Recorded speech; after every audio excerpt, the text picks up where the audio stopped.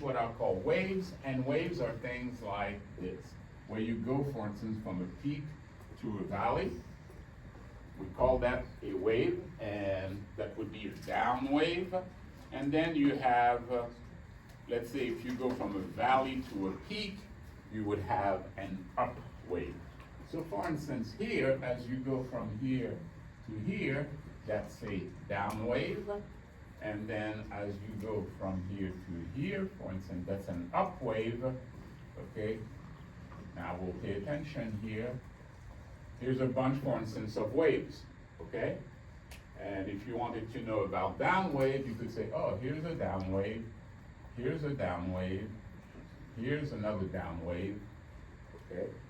So there's lots of waves that you can kind of see, but not every wave is considered a valid wave.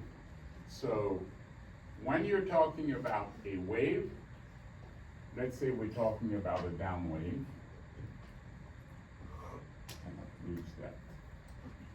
Okay, so you have a peak here, and let's say you have a valley here, okay? That would be a valid wave. Now, what makes a wave valid? As you can imagine, when you detect a wave, you can say that that wave establishes a maximum and a minimum. The wave is valid only if every candlestick between the peak and the valley is inside that box. You cannot go outside of it. So if, let's say, you had a wave that did something like this, okay, before coming back, that would not be a valid wave. You would say, well, I'm going from a peak to a valley, but the problem is that in between, you actually pierce the top. That's an invalid wave. Okay, you don't consider that as a wave. Similarly, if, let's say, as I was coming down, I went underneath before I did this, that would also make it invalid. So this says no, this one says that wave is not valid. On the other hand, something like this, okay, where this is the maximum, this is the minimum, okay, if you think of it that way, that's a valid wave because none of the candlesticks in here pierce through the top or the bottom. So we're okay on valid and invalid waves? Or do we have a question? Yes? Can there be waves within waves? Can what? Can there be waves within Can there be wave within waves? Absolutely. For instance, see this guy from here to here? First of all, is it valid? Yes. It is, because everybody is contained in that wave. This one goes. Okay? So that's valid, and if you were to look, you would say there's a whole bunch of waves within that. First of all, you could see those downward waves, they're within that. Also, you could say that within this wave, you have this one, this one, this one. I mean, once you start playing with this, there's a whole bunch of stuff going on, but I like to keep things simple in terms of, hey, let's just talk about the building block. It's like you can look at your Lego blocks, there's only so many, but putting them together, you can end up with all kinds of really interesting structures. Well, same type of thing here. For those of you who are interested, you can look at something like Fibonacci retracements. You know, you can look that up, and there are things that allow you to kind of figure out when something's going to end, when a wave is going to end and turn around, or if it's going to keep going down. All of it has to deal with probabilities because no one can tell you for certain this guy is going to stop at this price. But you'd be amazed at what picture comes out, and hopefully you'll get to see this once we get done with project 2 and we go into project 3, where you can see some fascinating things. Okay, and I'm basically sharing research with you because I figure you're bright enough to understand that kind of stuff. Okay, so we're okay with the concept of a wave? peak to valley, valley to peak, and validity of a wave, okay? Even though you may have a valley and a peak, and you say, oh, I can make a wave, well, yes, you could, but is it going to be a valid wave or not? Depends on whether you pierce through. Now, something like this, you might say, well, so is there no wave? Well, that here is no longer a valid wave. You can't go from peak to there, but you can say, I have a wave from, I should do it in red, but I have a wave from there to there, and that's the last one for this, but then you can say I have a wave from here to here, okay? And in turn, and also another one from here to here, okay? Those are all valid, and then you can say I have a wave from here to here, and I have a wave from here to here, okay? But you no longer have a wave from here to there, okay? All right. In your application or your project,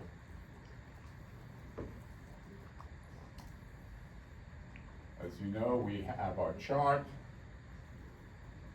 which, you know, has the volume area, and in there, I'm not drawing the candlesticks, but you have somehow your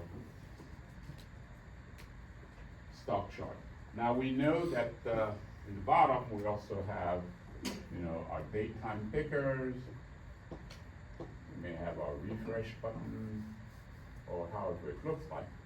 But now what we want to be able to do, given that you understand the concepts of peaks and valleys and waves, you will want to go ahead and detect all the peaks and valleys, and you will want to be able to also detect all the waves in your code. Do we already see how we would approach the problem? I mean, if I ask you, let's start with the lowest level thing, peaks and valleys. Would you know how to find, given that you just read all your data, and you now are left with, let's see if we can say that quickly. If you read the data, your stock reader, what does it return once it read the file? What do you get back? It's a list of candlesticks, yeah. So you got your list of candlesticks. Given your list of candlesticks, can you tell, would you be able to say in there which candlesticks are peaks, which ones are valleys? Yes or no? Yes. Yeah, okay. How many of you say, oh, I have no clue, I wouldn't be able to do it? Okay, so, but you stay quiet on the reverse question now. Yes, okay, so I'll assume you know. The problem is, well, you were wanting to answer, let me ask you, how would you do it? Give me your algorithm. It iterates through all the candlesticks, checks if the previous one and the next one are low or high than that candlestick, or a high Okay. or low than, Yeah, you know. simple algorithm. The one problem with it is that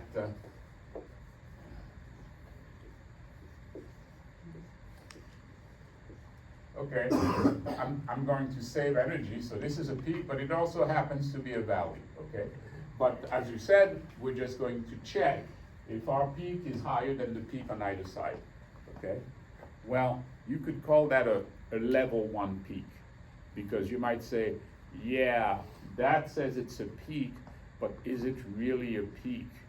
You know, maybe I should wait a bit longer to see what other data I get, because I know all the data that came before, okay? So if I have something like this, I'm still set, I'm a peak, but what if the next bar did this? You might say to yourself, well, it's a very local peak in terms of it's a peak if you only look at the 2 bars next to it. However, it's no longer a peak if you extend your look and you look at the next 2 bars. Do you agree? Okay. So now when you go and you want to detect the peaks, what you will also have to do, okay, is have something that allows us to say what neighborhood, how big you want the neighborhood to be. The neighborhood could be at least 1, okay, that's your fastest way to say if something is a peak, because you only need to look at the previous one, but also at the next one, okay? But if you're the type of person who doesn't want to take too much risk, and you say, I need to make sure it's a peak, you might say, I'm going to wait till I see the next 3 bars to make sure it's a peak. So that would be a neighborhood of 3, okay? And so you will want something in your thing here to specify, let's say, the width or the margin, whatever you want to call it, that will specify how many bars you want on either side to determine if it is a peak. Does that make sense? Now, the thing is, if this, let's say you were to use a text bar, you might say, I'm going to type 5, and that way, when I go to detect my peaks, I'm going to use 5 bars afterwards before I say it's a peak. Meaning that if I use 5, I need the other 5 bars to be the high to be below this before I say it's a peak. Okay? Now the thing is, if you want to be careful like this, you can. The problem is you pay for any information you try to get. And by paying, I mean, let's say you had a candlestick like this.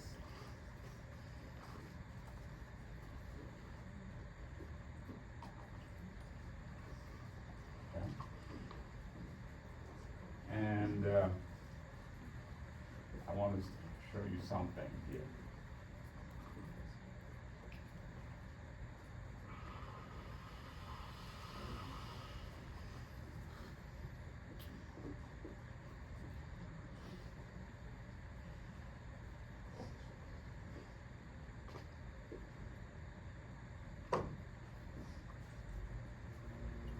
Okay, is this a value?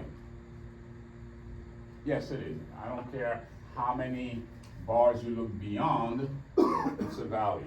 We're lucky we don't have, like after 3, let's say, a stock going way down.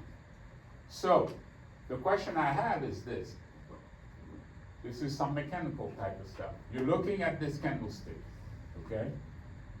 And now you want to wait just one day, okay, to determine if it's a value, because you have a simple algorithm. When I have a valley, I buy. Simple enough, okay, because you figure if it's a valley and I buy, the price is only going to go up, okay. So now, can everybody see this? I see some people craning their necks. I want to leave this space open, so okay.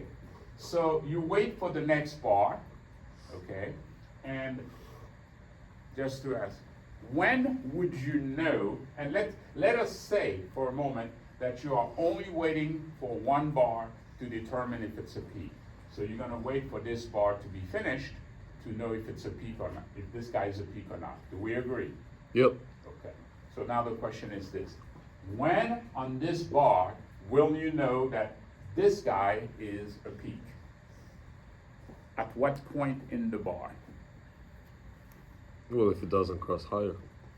Well, the bar is making its way. Okay, let's do it again here for everybody to see. You had this, then you had this guy here. You're looking at this and you say, ooh, this is low. Maybe it's a peak, but you can't say that. You gotta wait. And here's another bar. It does this, this, this.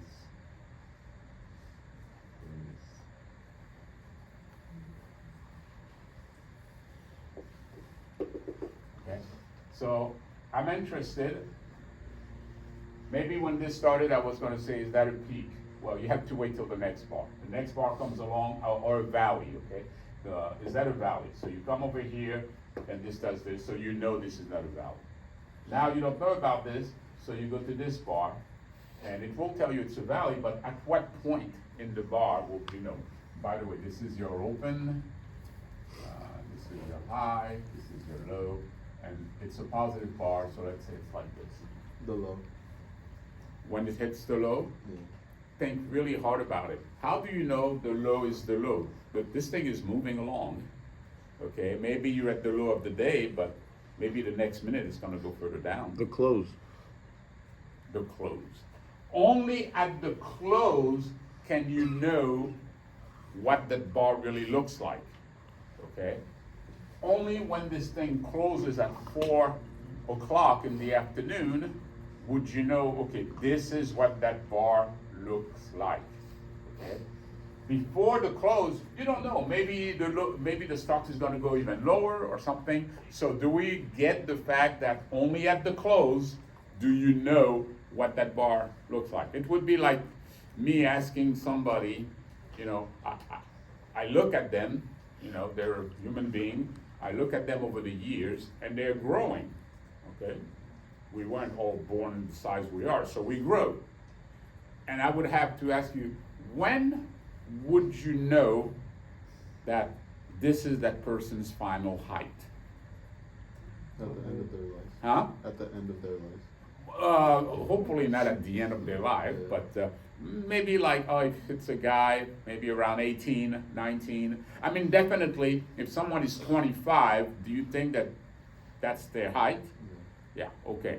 So there is a point where you have the information, and there are times when you're not sure yet. Well, with a candlestick, the only time you're gonna know that this is the open, you always know when the open is. When do you know when the open is? At 9:30, when the market opens, and you know that's the open, okay? But what's the high, what's the low, what's the close? You don't know, bless you.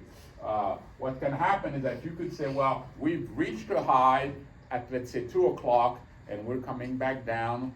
Well, you may suspect that that's the high, but for all you know, starting at 3 o'clock, things may turn around, and then you pass that high. The only time you're going to be sure about what the high, the low were is at the close. So at the close, you now know that this was a valley. And that's when you say, I'm going to buy. So therefore, when you are you going to buy? You're going to buy your stock. Here, that's the one time you can buy it. Now, someone might say, well, if I reach a low at about 11 o'clock and by the time it's 4 o'clock, I'm far away from that, I'm pretty much certain that's going to be a low, and therefore I'm going to buy even earlier. You could do stuff like that, but to be certain, you would buy here, okay? Now, let's assume that you're not interested in a one margin, you know, for determining the peak, but you want to make sure that 2 bars, okay? So here, there might be, you know, something like this, and only at the close here would you know, okay?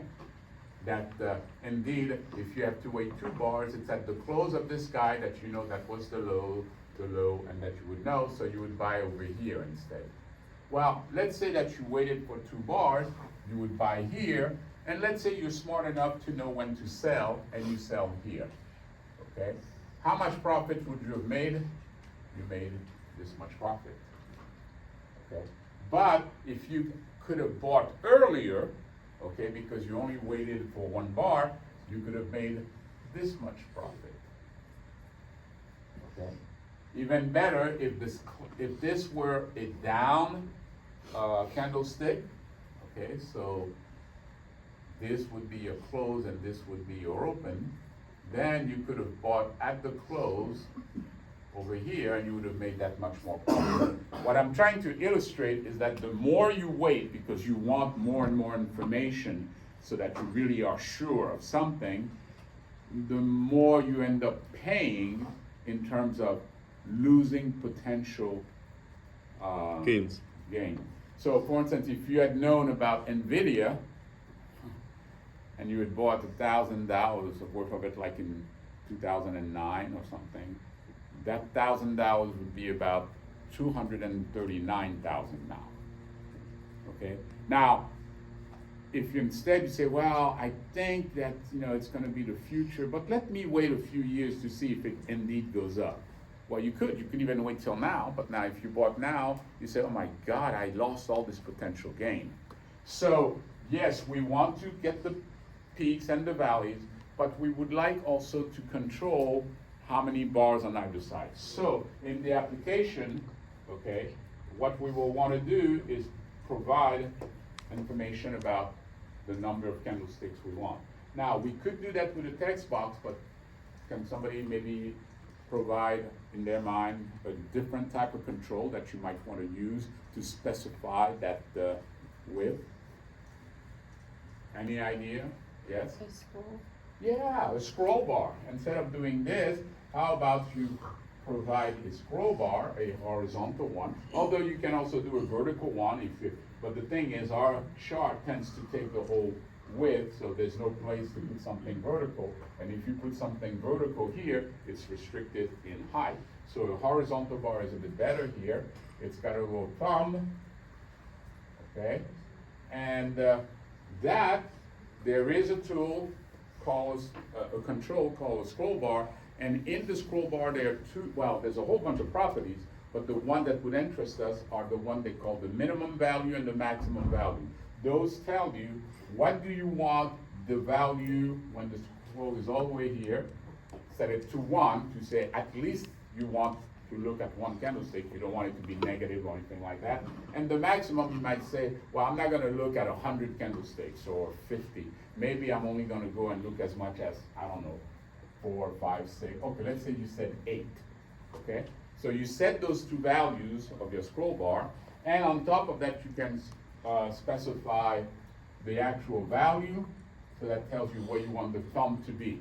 If you want it to be all the way at 1, you set the value to 1, and the thumb, or the box here, will be put right over here, okay? So you can set up a scroll bar, and when you have a scroll bar, then the user can more easily scroll, okay? Yes? Did you raise your hand? Oh, I thought you did. Okay, so you would do that, and all right, knowing how things work, how would you use now the scroll bar? I put a scroll bar in there. How do you think you can find out what the value is or anything like that? Well, you're not, your code is running. Your code is not, so if the user start moving the scroll bar, how do you think you'll be made aware of that? Event handler. Events. What? Events. Yeah, you're so, you know, specific. Event, one word, I like that. Is that what you said? Event handler. Yeah, you would have an event handler to handle a particular event.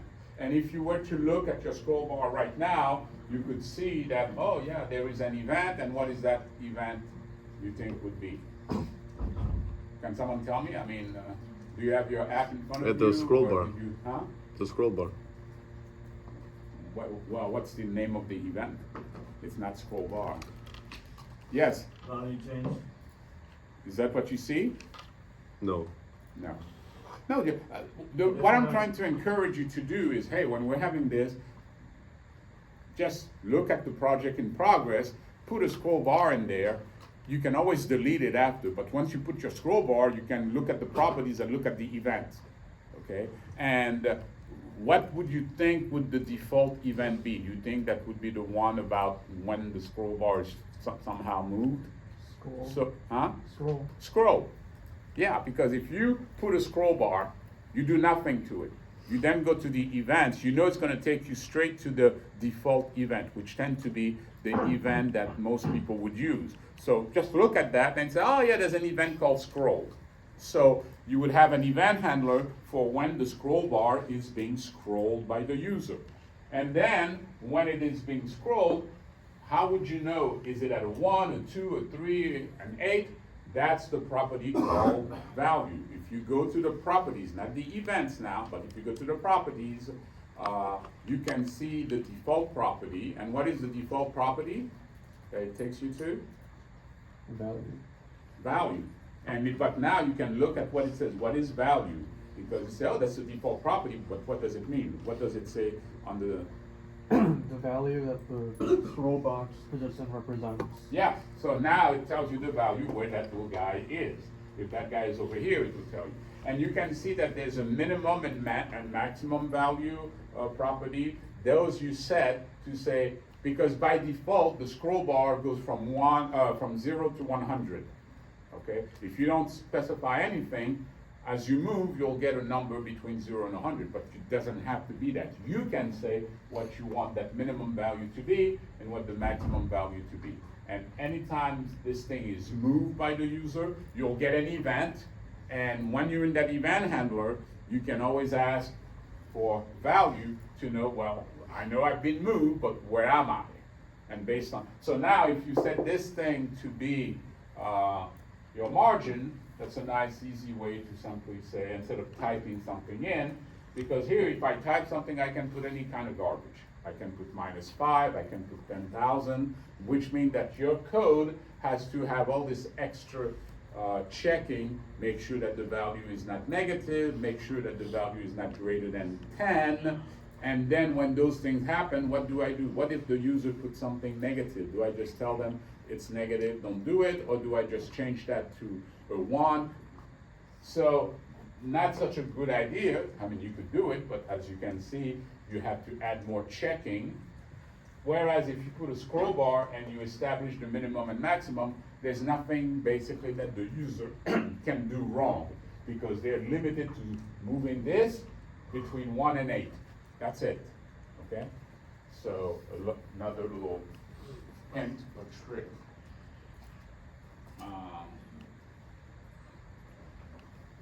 Okay, so